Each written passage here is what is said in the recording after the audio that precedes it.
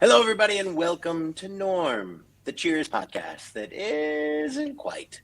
I'm Mike, that's Dave, that's Tookie. We are here every week celebrating the greatest live action sitcom in the history of mankind, Cheers, with the three of us and the four of you.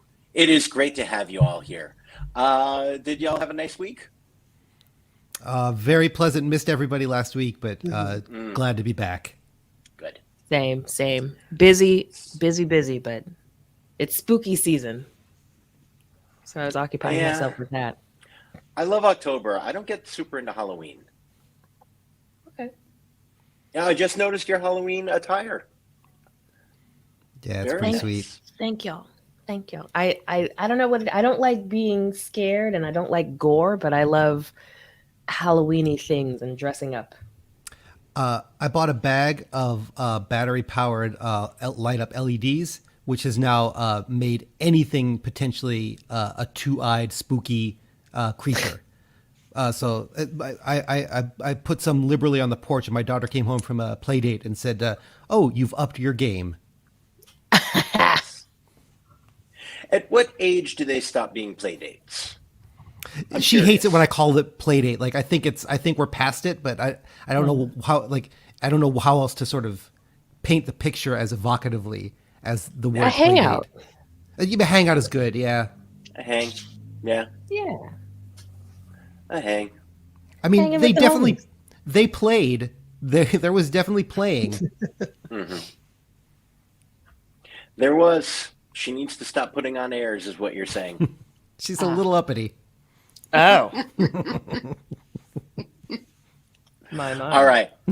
So this was, I thought, a fun episode this week. Season 3, Episode 9, An American Family. Dave, what was going on in the world when the great Dan Hedaya joined the cast of Cheers again? There's currently America's having a moment for male singing duos. 1 and 2 on the Billboard chart this week are is Wham with "Wake Me Up Before You Go Go" and "Out of Touch" by Hall and Oates.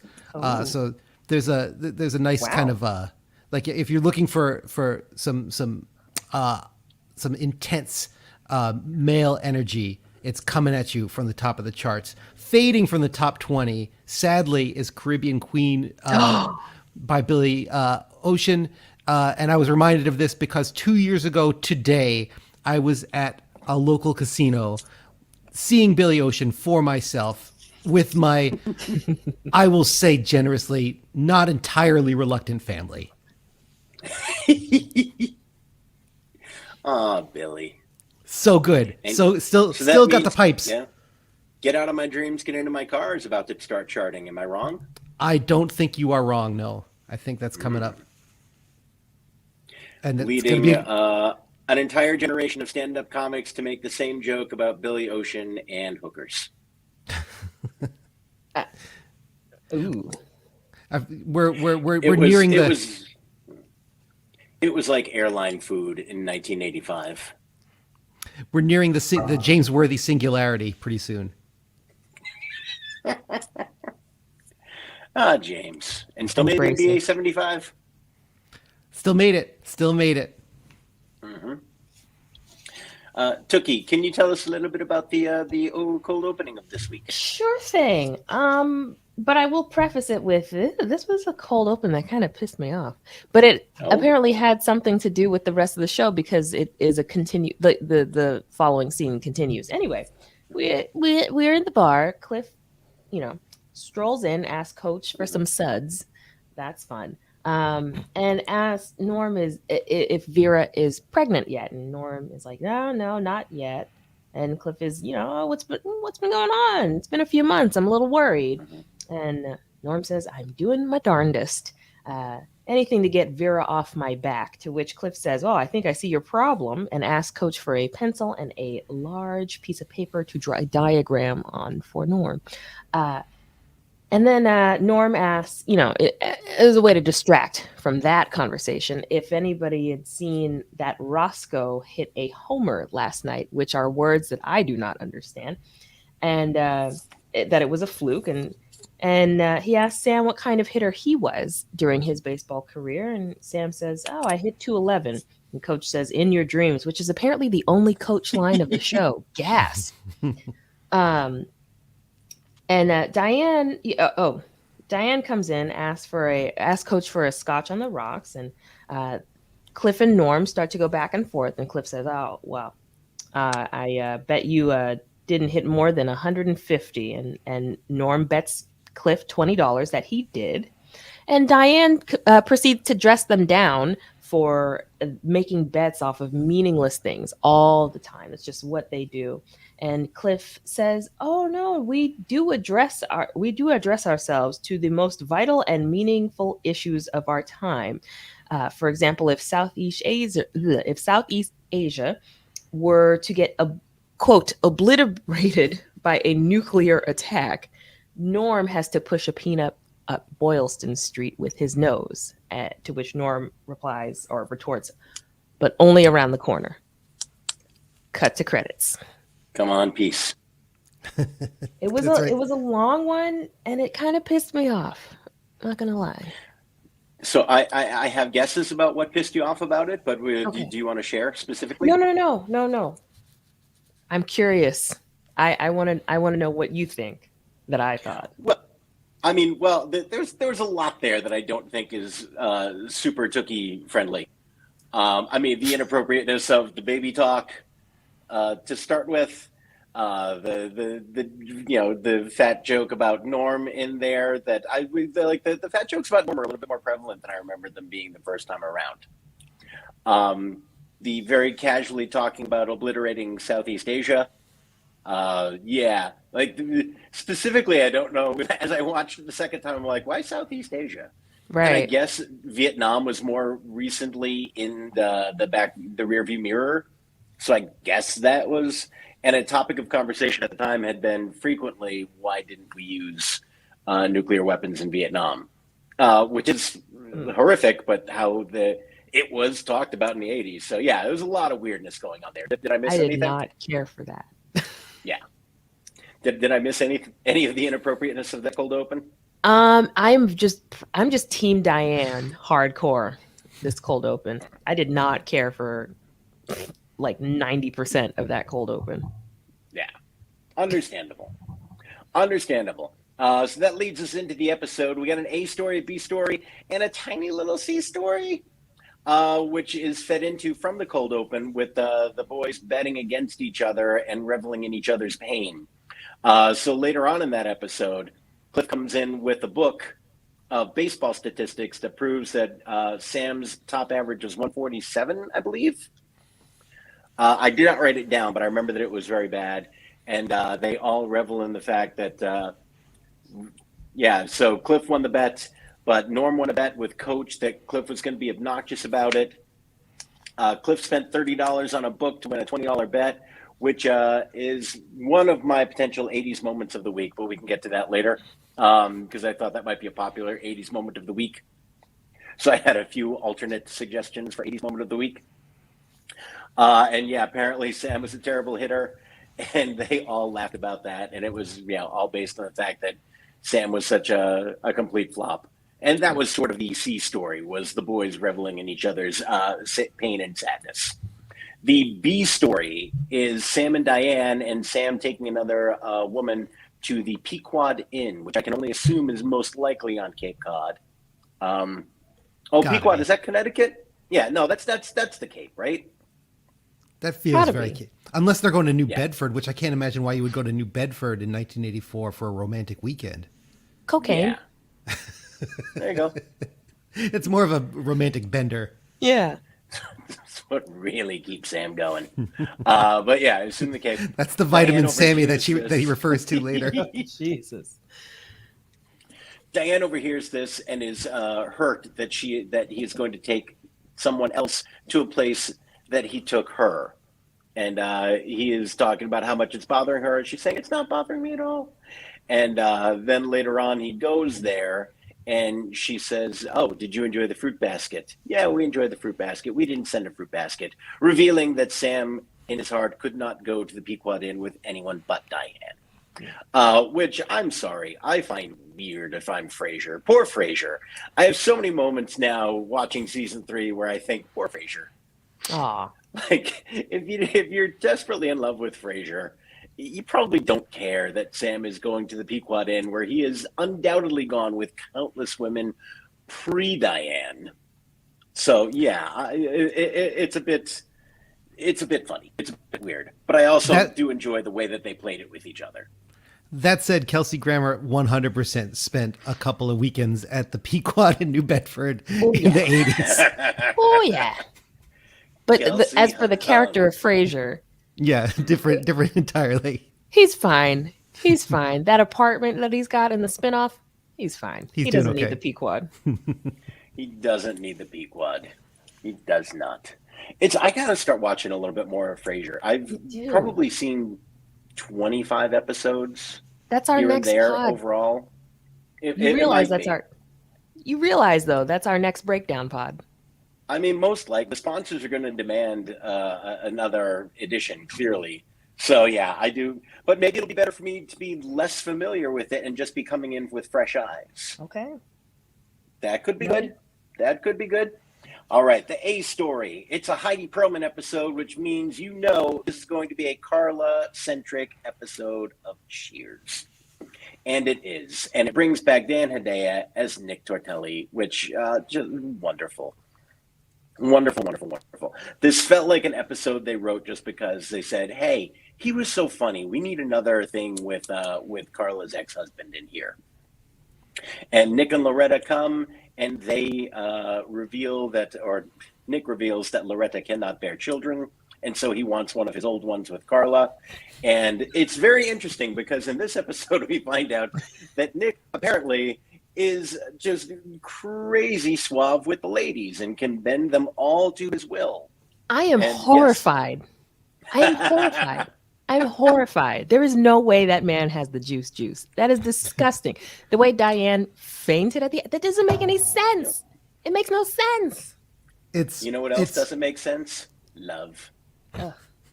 if this was any other actor besides Dan Hedaya and the craft and precision he brings to creating this unspeakable shambling Lothario, this is unwatchable television. Like imagine if Fred Dreyer and he get switched. Like this is, you'd pull your eyes out. But that's what makes it so great is he's so, and Diane keeps commenting on the fact, and everyone's like, what, this guy? They like the fact that they continually comment on the unattractiveness of this actor. And yet they then write in that he is completely irresistible to all these women. I absolutely love that. I really, really love that.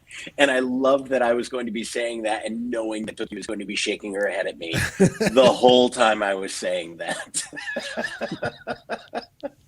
But I really did. I just love the way that they handled that. I'm sorry. I'm just staring off into the void now because I'm so sad. I'm so sad. If there is a TV Hall of Fame, they should put in the exact angle with which Dan Hedaya holds his head relative to the rest of his body. Like that's like, I want to see that on like the opening floor of the TV Hall of Fame because it's an incredible choice. He maintains it throughout the series, and it communicates everything you need to know about this human. Yeah, that he can't get completely upright. His ancestors just stopped just short of fully upright. That's enough. And he makes it work. And the fact that he makes it work for him, it's just great. And so he wants one of the kids, and Carla's saying, absolutely not. And then we learn, basically, we kind of understand a lot better Carla's backstory and how this came to pass. In that, and I tip my cap to the writers who are saying, we're going to show why she is who she is. We're going to show, one, that she's got a real romantic streak that she tries to hide. And two, just how charming this guy can be when he wants to be. And that's how they wound up there. And so they go off privately and you don't see what's going on. And momentarily he comes out and says, the kid is ours. And Carla later on tries to pretend that she's happy to have less of a burden. And she is absolutely heartbroken to not have her child anymore. And then they go off again. There's a great interlude where he brings Loretta back because Loretta starts to balk at taking one of the kids. And in about 2.5 seconds, she comes out and says, "Sign the papers, Carla." And She yeah, was almost a Jean feminist in Kasem. that moment. I know, she tried. Jean Kasem, bravo in this one, too. Really great. She's great in this, yeah. Makes me wish the Tortelli spinoff had really taken off. Yeah, I need to find an episode of that. I need to watch that online. Yeah, I feel like I never watched it, and now I imagine that it must be better than its cultural reputation. You would think. I mean, I wonder if they were already starting to think spinoff when they made this episode, and just that they're saying we need to make that character a little more redeemable, because when they go back into the office again and he tries to bend Carla to his will, it doesn't work this time. And Carla deduces that he wasn't really trying as hard, saying, "You knew what that kid meant to me." And he's saying, "You went easy on me." And he says, "Maybe I did, and maybe I didn't." And then you have the moment with Diane on the end where she's acting like, "Oh, this is completely pointless. Your charms could never work on a real woman." And then he starts breathing in her ear and she faints, which is basically telling us that, yes, he did go easy on Carla. And yeah, that they're trying to make him somewhat redeemable because they are thinking about a spinoff, and you can't have a completely unlikable character be watched for 100 episodes of American network television. And scene. All right, it looks like we've got some strong feelings about this week's episode. I will go on record. I enjoyed this week's episode a lot. I really loved Dan Hedaya playing Nick. I thought it was really funny. I loved what they let Carla do. I thought Rhea Perlman really pulled it off this week. She was super fun. I really liked an awful lot of this week's episode. What did you think? Love the character.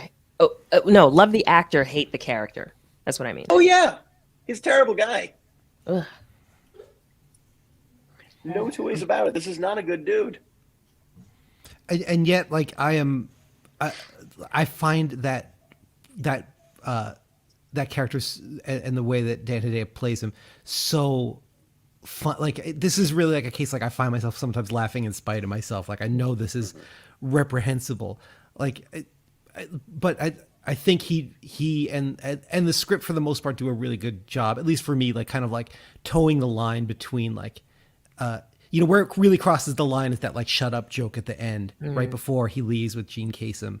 And even Gene Kasem like wrings a laugh out of it, but that's like the most sort of uncomfortable moment. But throughout the majority of the episode, I just found myself really delighted by him, and I thought that overall, like the episode and the way they wove those three stories together was really pretty great. Like I just didn't think there was much empty air in this episode. No, it was tight. Really, really tight. Really, really fun and bouncy. This for me was like a top like 5 episode easily. Testament to Heidi's writing. Yeah, totally. Yeah. Yep. I think she's she in her came in with a pocket. purpose. Yeah. She came in with a purpose and she pulled it off. I mean, she got there, and there were tight jokes along the way. And yeah, there was an investment, and it was another episode where you understood how much everyone means to each other. I mean, just that moment of silence where everyone is sending Carla their strength. And even though Norm tries to get a beer during it, it's like, no, this whole room is very much invested in making sure that Carla's okay and that she doesn't get taken advantage of in this. And yeah, like to juxtapose that with the guys like going after each other so hard, even though you know how much they all love each other, it was really, there was a lot of good stuff going on here. And I think Heidi pulls off that better than a lot of the writers on the show. Aside from how well she writes for Rhea Perlman, of course, just the fact that she really plays up those relationships in this episode, I thought was really well done, really well handled. And I think she brought another level of dimension to Nick. I don't think it's an accident that a woman wrote this episode and got this much more fun out of Nick. That it kind of takes a woman to be able to see this sleazebag and say, I'm going to show you how smart women wind up with guys like this. I'm going to show you. I don't think a guy could have written that and made it work and made it play.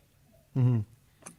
Yeah. No, you have to have been pardon my français in the moment. Mm-hmm. You have to have had direct experience with what we call being dickmatized to write that sort of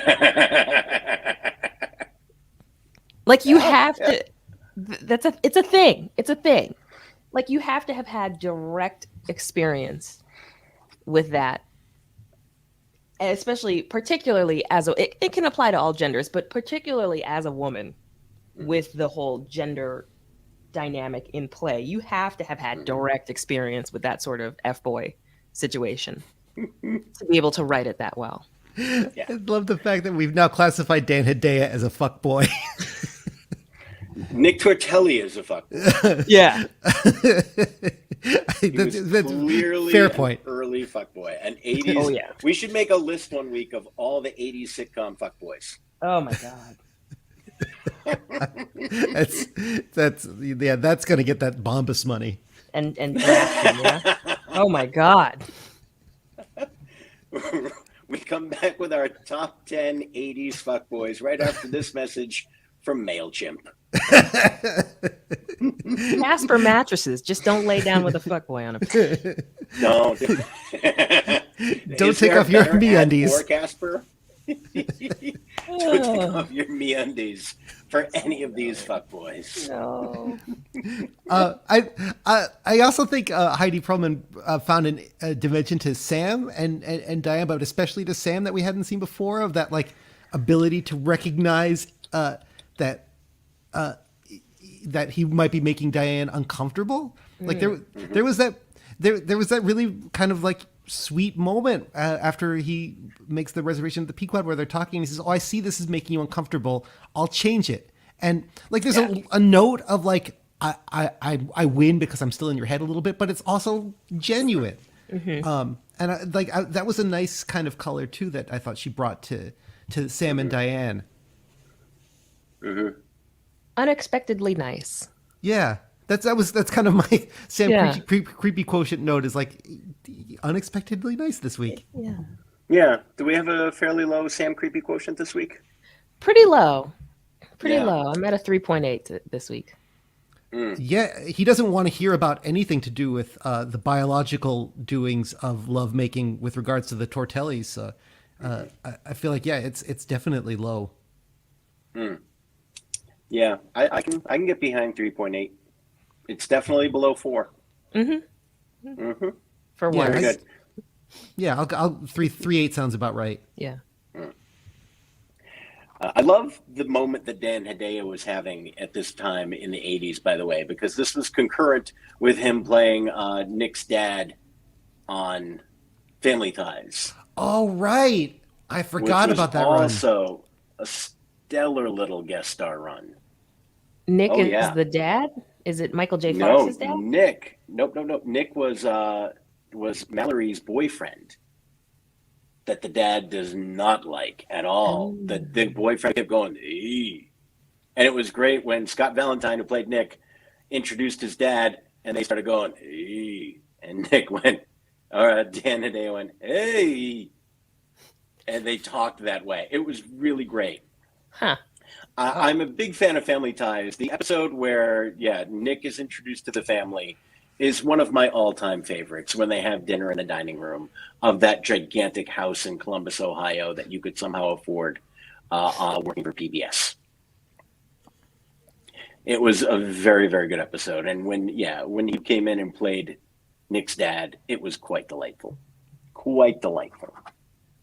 All right, little note, and I shared this with you. Maybe we'll share it on the page.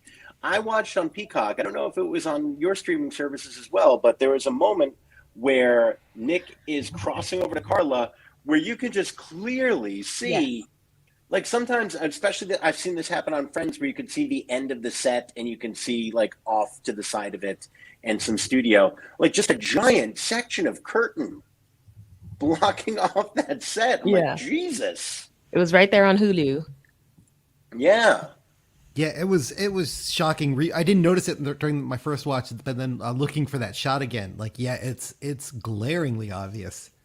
It's gigantic, like to the point where I know they're, these are cropped and shown differently because of HD and whatnot. but like it was so big that I couldn't even believe that wasn't visible clearly in the original broadcast.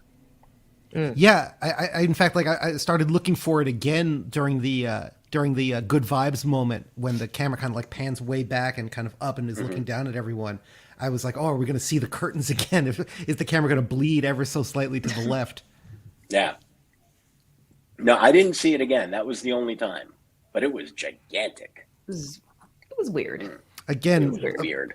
props. I think just you're talking about the raw animal magnetism of Dan Hedaya, that he just draws your eyes in, and you don't. I think millions of people didn't notice it when it was originally broadcast. Yep. U.S. government, if you ever want to really keep a secret, put Dan Hedaya right next to Area 51, and no one will even notice the aliens. No one will know. All right, let's do our jokes of the week. Tookie, right. you got your joke of the week ready? I do. It's when Carla and Nick are having their final spat, and Sam from behind the bar says, "Would you guys want to step into my office to resolve this?" And Carla says, "No." And Sam says, "Please." I died. Very nice, subtle little, very nice delivery. Great delivery on that. That whole back and forth about like, and the different ways they find to refer to biological issue was so delightful, and how uncomfortable Sam was with it was great. Yeah, fruit of my seed, I think, was the high point. Oh, No, you can't say that. Ugh. Like things that would just creep you out, but still were somehow network safe. That Just would get by standards and practices. yeah, it's fun. It's fun to see Sam as a business owner in those moments. Yeah. Dave, what was your joke of the week?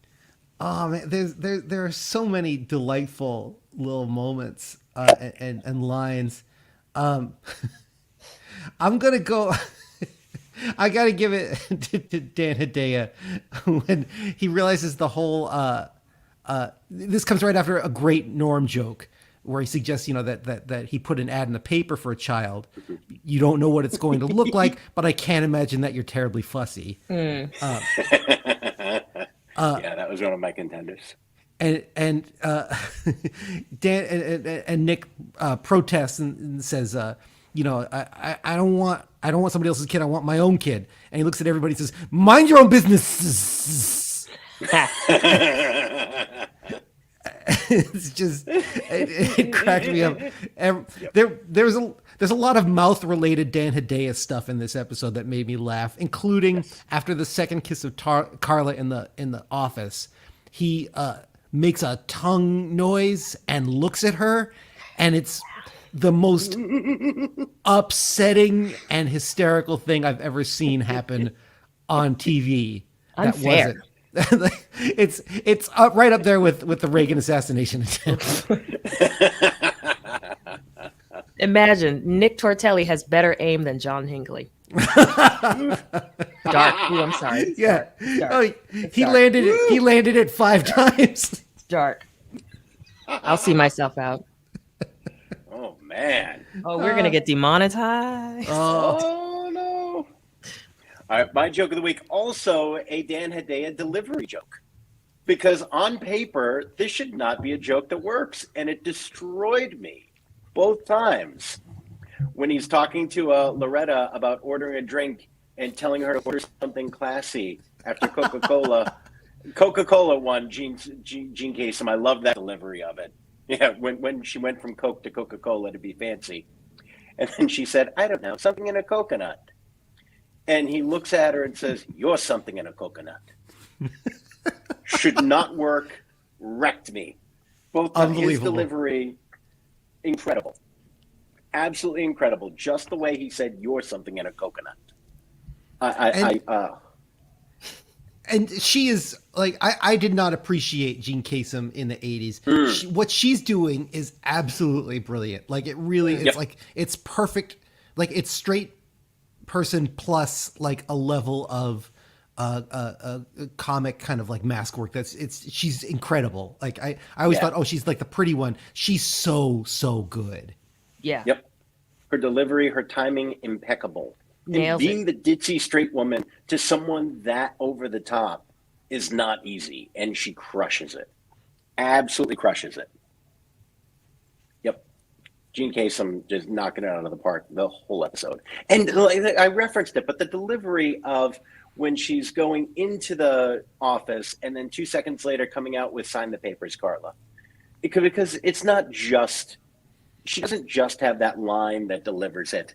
Her entire attitude changes in the 2 seconds going into the office, coming out of the office, and it's perfect. And it makes you understand her, their relationship, and who Nick is perfectly. Yeah, she comes out with her hand in her ponytail, like twirling it, and it's it's a perfect gesture for what how the change that she's undergone.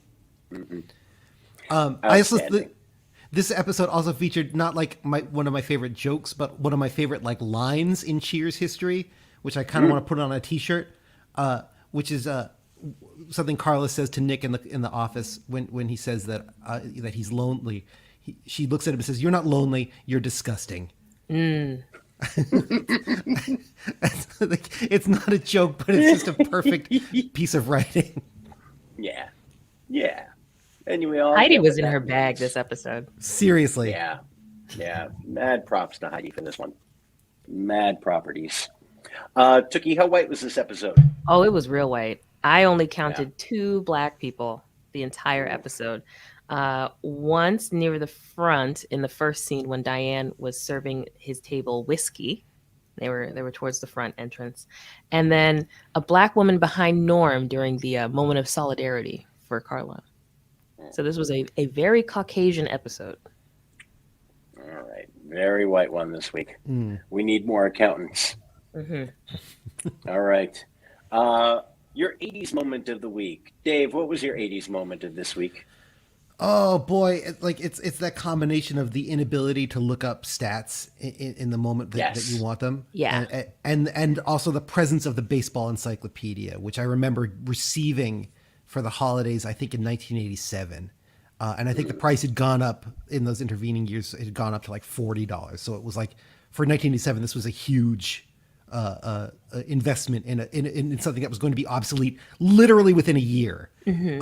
But I remember poring over the baseball encyclopedia, and using it to settle all sorts of non-existent arguments. But that was the internet for baseball. And if things, if anything changed between 1987 and 88, well, you just had to wait until the next edition came out. You had to chill to the next episode. Exactly. Tookie, what was your 80s moment of the week? I had a couple. The mention of Southeast Asia, concern for the state of Southeast Asia, isn't something that we see in decades beyond the 70s and a pocket of the 80s. So that leapt out at me because that seemed to have been a very political, meaty political matter at the time. The proper pronunciation of nuclear. That just seems like something of days gone by because everyone seems to say nuclear these days, which irks me. Menudo, going to a Menudo concert. Tookie, don't steal all the 80s stuff. I'm sorry. You need to leave me an 80s thing if you're going before me. You're taking all the 80s. Okay, I'll stop there. All right, no. But Menudo was one of mine. But take Menudo, but then you can't take another 80s thing because you're going to take all the 80s things. I'm not going to take an 80s thing. Can I list my last thing? No, because it's probably going to be my thing. Okay, fine. Let me list my thing, and then if I miss your thing, you can list another thing. Okay. TV repair. A television repair hospital. The idea that there was a business completely devoted to repairing your TV rather than replacing your TV. Very 80s. Just appliance repair in general as opposed to appliance replacement. The 80s was kind of right towards the end of functional obsolescence in terms of your household appliances and the things that you owned. So yeah, just the idea of him having a business that was completely dedicated to repairing this thing that just gets replaced every year or two now is a very, very 80s thing. All right, more 80s things, Tookie? Cliff bought a book We buy books. in a store. I just went to Barnes and Noble. Oh man, I It's- haven't set foot in a Barnes and Noble in a long time. I still enjoy the B&N. I'm keeping them going. And I'm going to a bookstore later on today. I'm going to an Unlikely Story down in Plainville. Fun. A very, very good bookstore I recommend. It's owned by Jeff Kinney, the guy who wrote Diary of a Wimpy Kid. So he lives in Plainville. Yep, and he just wanted a bookstore in his town. So he built, I think this is an old bookstore. He just bought it and refurbished it, and he's got an office upstairs. And it's like, there you go. And it's a really great bookstore and cafe. If you're ever nearby, I highly recommend checking it out. Very, very cool. If you're into him, my regards. Oh, you broke up a little bit. What was that? Oh, I said if you run into him, send him my regards. I will. I will send him all of your fondest remembrances. Yep. But I'm still on the bat for the bookstore. I love a good bookstore. They are dying. They're a dying breed down here, except for a handful of little kind of shops, which I'm trying to. I feel like there's still a nice number of independent bookstores. There's one down in Southern Rhode Island, the Savoy, that is a really great little bookstore with a cafe. I mean, most of them have cafes attached to them, but I do feel like. Yeah, like the gigantic Borders are obviously Borders is no more, but the gigantic bookstores are going away. But it's almost made more room for the small independent bookseller, where you can go and get recommendations from folks. Yeah, and go and hang out and read a book. Porter Square Books, a great bookstore. Yeah. Yep. And I found myself purchasing like books, to hold in my hand and read quite a bit more recently. It's ridiculous. So I got, Dave, I was telling you about it. I got 8 Million Ways to Die is this novel by Lawrence Block, a mystery writer, really fun one that I love. And this is the 4th way I'm consuming it, I believe. I originally read the book, and then I saw they made a terrible 80s movie about it. Awful 80s movie. And then I listened to it on audiobook, and now I'm reading the graphic novelization of it. That is really, really fun. Like the artwork is really good and really like very much how I pictured it in my head. And it's, a great depiction of New York in the 80s. So yeah, very fun. Still a lot of good books out there. Yeah. All right. Shout out to all the local bookstores out there. All the local bookstores. But yeah, Dave, I think you would enjoy Unlikely Story and the Savoy. Both of those are nearby you, and yeah, Molly would probably dig Unlikely Story too. That's definitely up her alley. We'll make a pilgrimage up to Mass. Yep. All right. Any final thought? Oh, and Tookie, in the cold open, you had mentioned, I don't know what that was talking about.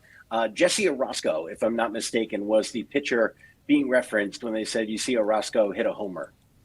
So yeah, as he's trying to change the subject, he's reading the newspaper, and a relief pitcher hitting a home run. A pitcher hitting a home run was a rare occurrence anyway, but a relief pitcher especially, because generally speaking, they got taken out of the game before. Jesse Orosco at that point, was he a reliever or still a starter, Dave? He was an all-star reliever, I believe, in '84. I looked up his stats to see if they had actually ever hit a home run.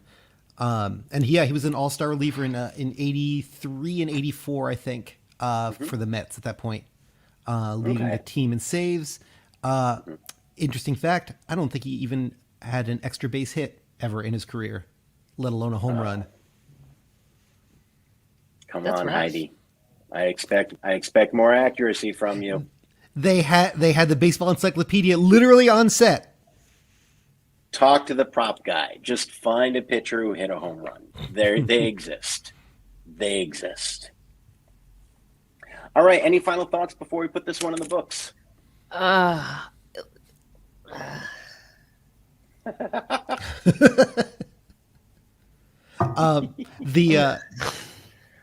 energy. This is like I feel like this had like sort of like Hedaya cleansing energy. This moment. Yeah. The bar all joining in the "we shan't" retort. Was like just like a pure. We shan't. Oh, yeah. It was just like a pure joke. Now. Yes. That was such a delightful, non-gross joke. Like that was like the most wholesome joke I felt like in the whole run of this episode. That was great. That was a great joke. Great joke. Yeah. I'm so stressed out by Nick Tortelli, but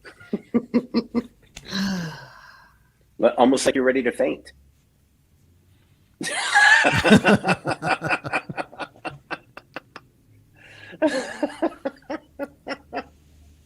why would you do this? I'm just saying, you look peaked. Ugh.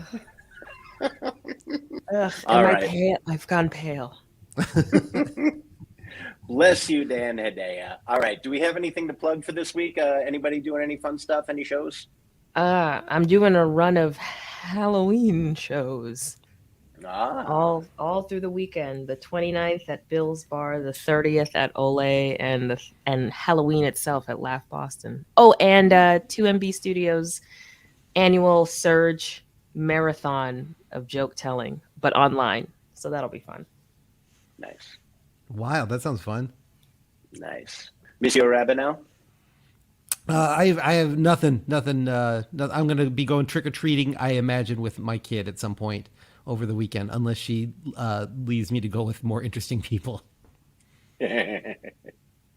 Nice. I'm also doing Bill's Bar, but tomorrow evening, Wednesday the 27th, I believe, would be the day that we're looking at. Yeah. Nice. Wednesday the 27th, Bill's Bar in the Fenway, 7:30. Very fun spot. It's right on Lansdowne Street. It's a fun spot to catch a show. So if anybody's out and about, I will be telling a few jokes, at least one new one there. So come on out, check out a show. All right. Are you going to be in costume? I will not be in costume. Are you going to be in costume, Tookie? Fuck yeah. Always. You can't be in costume on the 27th. Like when you're in costume on the 27th, that's a bit much. This is not a Halloween themed show. You're doing the Halloween show on the 29th. This is the Wednesday show. All right. Be in costume in spirit. If I was in costume, I would go wearing like skinny jeans or something. Ooh. I would just go in something that is clearly not me. Tookie, do you want to give a hint as to what your costume entails? Oh, there's multiple costumes because I'm obsessed with Halloween. Oh. There's creepy crawlies, a lot of legs, and some juice. All right. Photos Can we prevail upon you to potentially maybe post some pics on the page? I might. All right. Awesome. Something for people to check back on the Facebook page for. All right. So those are the shows. This was this show. Big fan of this week's episode. Liked it a lot. Watch it again. We're going to be back next week. Season 3, episode 10. It's going to be one for the books, baby. Is it? It's the allergy episode, right? Yes. Yes, that's a great episode. Little Pavlov appears. Okay, fantastic. And it's one of the first times that we're in somebody else's house in Cheers at this point. And if I'm not mistaken, I don't think we've seen the exteriors, but I don't think we've been inside of anyone else's house. So we'll be entering the spacious townhome. By the way, Frasier, he has some killer houses on TV. He lives in some kick-ass spots. And you're going to see it next week on the new episode of Norm. For Dave, for Tookie, I am Mike. Stay safe, everybody. We'll